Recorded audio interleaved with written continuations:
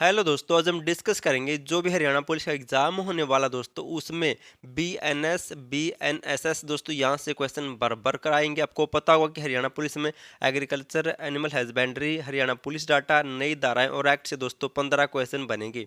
लिख कर देता हूँ दोस्तों, 15 क्वेश्चन आएंगे। जो इन टॉपिक को करके जाएगा उसका सिलेक्शन 100% है। और इन सभी टॉपिक पर दोस्तों मैंने हैंड रिटन नोट्स बना दिए, कलरफुल नोट्स मिलेंगे आपको दोस्तों, आसानी से याद होंगे। आप डेमो देख सकते हैं दोस्तों, आपको ऐसे नोट्स मिलेंगे, कलरफुल नोट्स मिलेंगे दोस्तों। सभी आपको इसके अंदर डाटा मिलेगा, फुल डिटेल के साथ समझाया गया ताकि आपका दोस्तों कोई भी पॉइंट न रह जाए। तो आप ये पीडीएफ फाइल ले सकते हैं। सभी टॉपिक मिलेंगे आपको दोस्तों, कृषि हो गया, पशुपालन हो गया, आपको दोस्तों कोई भी कुछ भी डाटा आपके लिए नहीं छूटेगा। सभी आपको दोस्तों इंपॉर्टेंट और एक्स्ट्रा फैक्ट के साथ में मिलेंगे, फुल डिटेल के साथ मिलेंगे ताकि आपका कोई भी दोस्तों एक भी क्वेश्चन ना रहे। अगर आपको इसकी पीडीएफ फाइल चाहिए तो दोस्तों आपको 8705866394 इस नंबर पर व्हाट्सएप मैसेज करना है। आपने दोस्तों डेमो देख लिया, पीडीएफ लेना चाहते हैं तो ले सकते हैं। इंग्लिश और हिंदी दोनों में मिलेंगे दोस्तों। अगर किसी को हिंदी में लेनी, हिंदी में ले सकता है। अगर किसी को इंग्लिश में लेनी है दोस्तों, इंग्लिश में ले सकता है। दोनों तैयार की है आपके लिए। क्वेश्चन नंबर 1 है, बीएनएस की किस धारा के तहत पहली बार संगठित अपराध यानी कि ऑर्गेनाइज्ड क्राइम को परिभाषित किया गया है?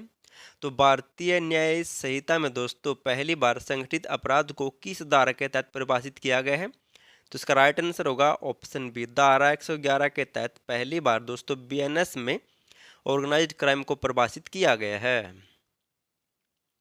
नेक्स्ट है, आतंकवाद कृत्य यानी कि टेररिज्म एक्ट को दंडित करने के लिए बीएनएस में कौन सी नई धारा जोड़ी गई है? तो दोस्तों हाल ही में जो है बीएनएस बनाई गई है 2023 में, लागू कब हुई दोस्तों? 1 जुलाई 2024 से। इसमें टेररिज्म एक्ट को दंडित करने के लिए किस नई धारा को जोड़ा गया है? तो इसका राइट आंसर होगा ऑप्शन ए, धारा 113 को जोड़ा गया है। और दोस्तों ये धाराएं को ज़्यादा मुश्किल नहीं है, बल्कि आपको आसानी से याद हो जाएंगी।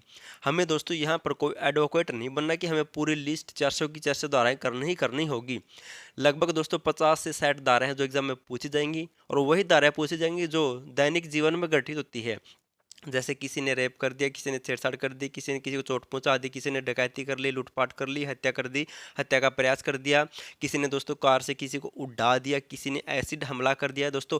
यही 50 से 60 धाराएं ही पूछी जाएंगी। आपको दोस्तों सीरियस नहीं लेना कि कहीं यहीं से नंबर कट जाए। दोस्तों ये धारा कर लो, आपका सिलेक्शन 100% है। और दोस्तों आप पीडीएफ ले सकते हैं। और दोस्तों पीडीएफ के बाद आपको डेली यहाँ पर एक वीडियो मिल जाएगी इन धाराओं से संबंधित। यहाँ पर मॉक टेस्ट लगाकर दोस्तों आपको अपनी तैयारी भी देख सकते हैं कि हमारी तैयारी कैसी हुई है। तो आतंकवादी या टेररिज्म एक्ट को दंडित करने के लिए दोस्तों धारा 113 को जोड़ा गया है। नेक्स्ट है, छीन झपटी इनकी स्नैचिंग के लिए हरियाणा पुलिस अब किस धारा के तहत मामला दर्ज करेगी? तो दोस्तों जो भी स्नैचिंग होती है, किसी के गले से किसी ने हार तोड़ लिया दोस्तों, किसी की चैन तोड़ ली सोने की, तो इसे कहते हैं स्नैचिंग या छीन झपटी। तो इसके लिए अब हरियाणा पुलिस दोस्तों किस धारा के तहत मामला दर्ज करेगी? तो इसका राइट आंसर क्या होगा? ऑप्शन सी, धारा 304 दोस्तों। ये इंपॉर्टेंट है, स्नैचिंग वाली या फिर छीन झपटी वाली। तो धारा 304 के तहत दोस्तों ये मामला दर्ज किया जाएगा बीएनएस के तहत। नेक्स्ट है, मॉब लीचिंग या फिर मब लीचिंग, भीड़ द्वारा हत्या की स्थिति में सजा का प्रावधान किस धारा में है? यानी कि दोस्तों अगर कोई कहीं पर मेला है या कहीं पर दोस्तों जनता ज़्यादा है, अगर वहाँ पर भागदौड़ में मृत्यु हो जाती है, तो दोस्तों उस पर इनकी जिसने वहाँ पर दोस्तों प्रोग्राम करवाया था, जो भी यहाँ पर दोस्तों आया हुआ है या फिर जिसके द्वारा हत्या हुई दोस्तों, उस पर किस धारा के तहत मॉब लीचिंग के तहत सजा का प्रावधान किया गया है? तो इसका राइट आंसर क्या होगा? तो ऑप्शन बी, धारा 103 की 2 दोस्तों। धारा 103 का पॉइंट 2 जिसे कह सकते हैं, एक दो, धारा 103 का 2 के तहत दोस्तों सजा का प्रावधान है। ये भी इम्पोर्टेंट है। जो इम्पोर्टेंट दोस्तों वही कराऊंगा, आप ज़्यादा सीरियस मत लेना, कहीं आप पूरी 358 की 358 रटल लग जाओ। पहले कह चुका हूँ, जो इम्पोर्टेंट है वही आएगी। मॉब लिंचिंग इनकी भीड़ द्वारा हत्या की स्थिति में दोस्तों सजा का प्रावधान 103 की 2 के तहत ये सजा का प्रावधान दिया जाएगा। नेक्स्ट है, हिट एंड रन मामले में यदि चालक दुर्घटना के बाद पुलिस को सूचना दिए बिना भाग जाता है तो धारा 106 की 2 के तहत अधिकतम क्या सजा होगी? ये भी इम्पोर्टेंट है। अगर दोस्तों कोई भी व्यक्ति तेज रफ्तार से किसी गाड़ी से किसी व्यक्ति को उड़ा देता है तो उसे कहते हैं हिट एंड रन। और वो बिना पुलिस को सूचना दिए भाग जाता तो दोस्तों उसके तहत उस पर 106 के तहत बीएनएस के 106 के तहत दोस्तों मामला दर्ज होता है। और 106 में भी 106.2 के तहत इसके तहत दोस्तों कितनी सज़ा सुनाई जाएगी? तो ऑप्शन सी 10 साल की सज़ा होगी दोस्तों। ये इंपॉर्टेंट है, आपको धारा भी याद रखनी है और सज़ा भी याद रखनी है। नेक्स्ट है, शादी का झांसा देकर यौन संबंध बनाना अब किस विशिष्ट धारा के तहत अपराध है? दोस्तों मैंने कहा है ना, जो चर्चित है, जो दैनिक जीवन में घटती है वही पूछा जाएगा, आपको ज़्यादा टेंशन नहीं लेनी। तो शादी का झांसा देकर यौन संबंध बनाना अब किस विशिष्ट धारा के तहत अपराध है? तो बीएनएस में दोस्तों ये किस धारा के तहत दोस्तों इसको नोट किया जाएगा? तो इसका राइट आंसर क्या होगा? तो ऑप्शन बी धारा दोस्तों 69 के तहत अगर आपको कोई शादी का झांसा देकर यौन संबंध बनाता है तो आप उस पर धारा 69 के तहत दोस्तों मामला दर्ज करवा सकते हैं। और ये मामला तो दोस्तों हर टाइम चर्चा में रहता है, डेली न्यूज़ दोस्तों आती है, लड़कों को भी पता है और लड़कियों को भी पता दोस्तों ये क्या होता है, तो आप भी दोस्तों बचकर रहना। नेक्स्ट है, सामूहिक बलात्कार यानी कि गैंग रेप के लिए सजा का प्रावधान किस धारा में है? यानी कि दोस्तों अब बीएनएस में गैंग रेप के लिए सजा का प्रावधान किस धारा के तहत किया गया है? तो अगर दोस्तों कोई किसी महिला का गैंग रेप कर देता है तो दोस्तों उस पर किस धारा के तहत मामला दर्ज किया जाएगा? तो ऑप्शन ए धारा 70 के तहत दोस्तों मामला दर्ज किया जाएगा और ये भी इम्पोर्टेंट है। और दोस्तों जो भी हम डेली 30 से 40 क्वेश्चन करेंगे दोस्तों उसकी आपको प्लेलिस्ट मिल जाएगी। आप अलग से दोस्तों किसी भी दिन वहाँ पर मॉक टेस्ट लगा सकते हैं। आपको दोस्तों लगभग सभी धाराएं बीएनएसएस या फिर बीएनएस दोस्तों सभी धाराएं वहाँ पर आपको मिल जाएगी। आप वहाँ पर मॉक टेस्ट लगा सकते हैं पीडीएफ से पढ़ के। नेक्स्ट है, नाबालिग यानी कि 18 वर्ष से कम के साथ सामूहिक बलात्कार के मामले में न्यूनतम सजा क्या है? अगर कोई भी दोस्तों अगर 18 साल से कम लड़की का बलात्कार करता है तो उसे दोस्तों कितनी साल की सजा दी जाएगी? तो दोस्तों अगर कोई भी 18 साल से कम लड़की के साथ गैंगरेप करता है तो दोस्तों उसे कितनी सजा दी जाएगी? तो ऑप्शन बी आजीवन कारावास या शेष जीवन के लिए या फिर दोस्तों मृत्यु दंड भी दिया जा सकता है। 12 साल से कम के साथ अगर कोई रेप करता दोस्तों उसे मृत्यु दंड है। अगर 18 साल से कम के साथ ऐसा मामला होता तो दोस्तों उसे कारावास या फिर दोस्तों मृत्यु दंड दोनों भी दिए जा सकते हैं और ये भी इम्पोर्टेंट है। नेक्स्ट है, महिला की लज्जा भंग करने के इरादे से हमला करना जो पुरानी दोस्तों आईपीसी में 354 था अब क्या हो गया है? अगर कोई भी दोस्तों किसी भी महिलाओं से की इज्जत से संबंधित दोस्तों कोई भी छेड़खानी करता है और उसकी लज्जा को दोस्तों भंग करता है तो उस पर दोस्तों किस धारा के तहत ये मामला दर्ज किया जाएगा? तो इसका राइट आंसर क्या होगा? तो ऑप्शन है धारा 74 के तहत दोस्तों ये मामला दर्ज किया जाएगा अगर कोई भी व्यक्ति किसी भी महिला की लज्जा इनकी इज्जत को भंग करने के इरादे से उस पर हमला करता है तो धारा 74 के तहत है।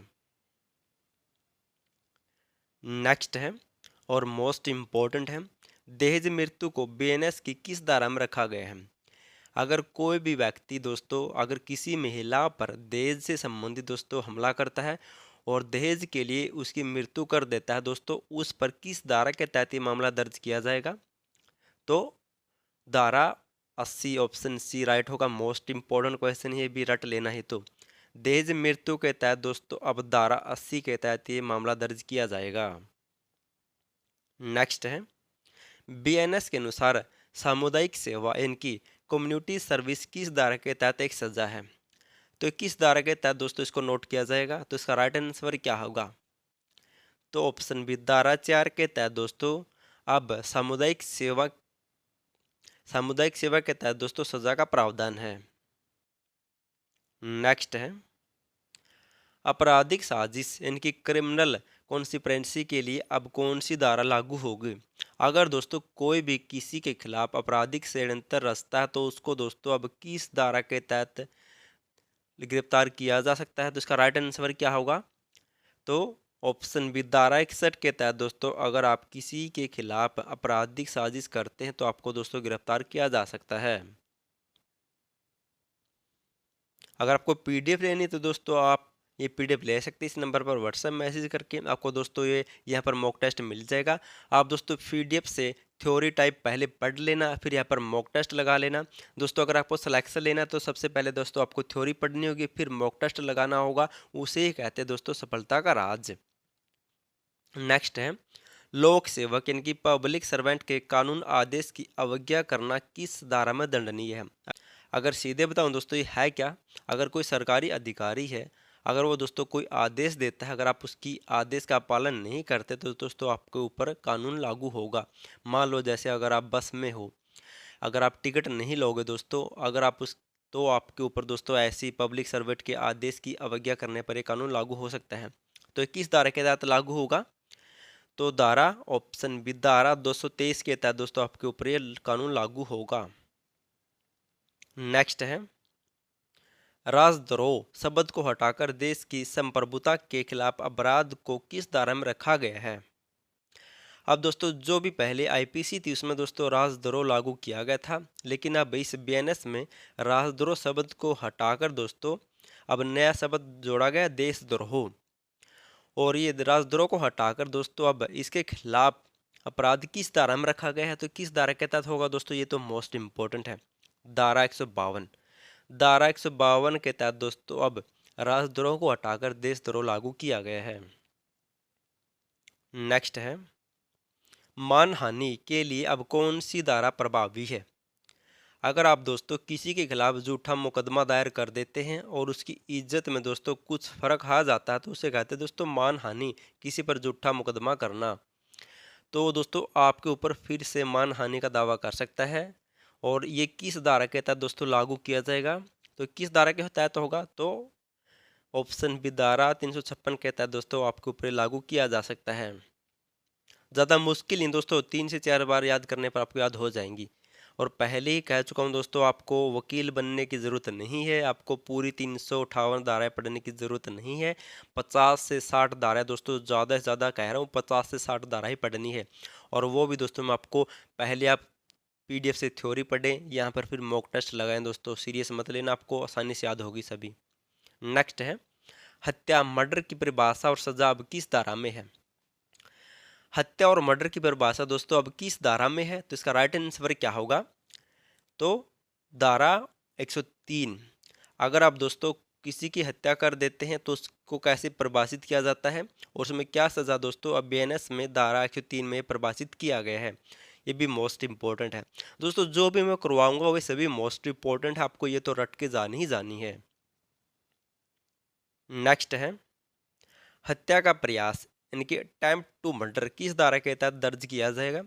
अगर आप किसी के ऊपर दोस्तों हत्या करने के इरादे से उसके ऊपर हमला करते हैं, उसकी हत्या का प्रयास करते हैं, लेकिन वो मरता नहीं, लेकिन आप हत्या करने के इरादे से प्रयास करते हैं, तो आपके ऊपर दोस्तों किस धारा के तहत मामला दर्ज किया जाएगा, तो धारा 109 के तहत दोस्तों आपके ऊपर एक मामला दर्ज किया जाएगा अगर आप किसी के ऊपर भी हत्या के लिए प्रयास करते हैं।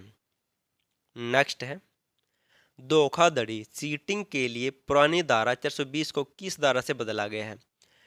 आपको पता होगा दोस्तों 420 धारा से तो आप सब दोस्तों जानते होंगे, सब कहते हैं कि 420 ना कर, 420 ना करना मतलब दोस्तों इनके दोस्तों ज़्यादा चालाक बनता है, धोखाधड़ी करता है, उसे कहते हैं 420।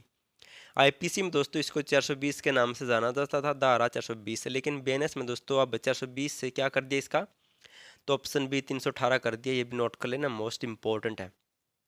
धोखाधड़ी का दोस्तों अब आईपीसी की 420 की जगह बीएनएस में 318 से बदल दिया गया है। नेक्स्ट है, चोरी की परिभाषा बीएनएस की किस धारा में है। अब चोरी को दोस्तों बीएनएस में किस धारा के तहत परिभाषित किया गया है, इनकी कह सकते हैं कि चोरी के तहत दोस्तों मामला दर्ज करना होगा तो किस धारा के तहत दर्ज किया जाएगा, तो धारा 303 की 1 के तहत, 303 की 1 के तहत ये दर्ज किया जाएगा।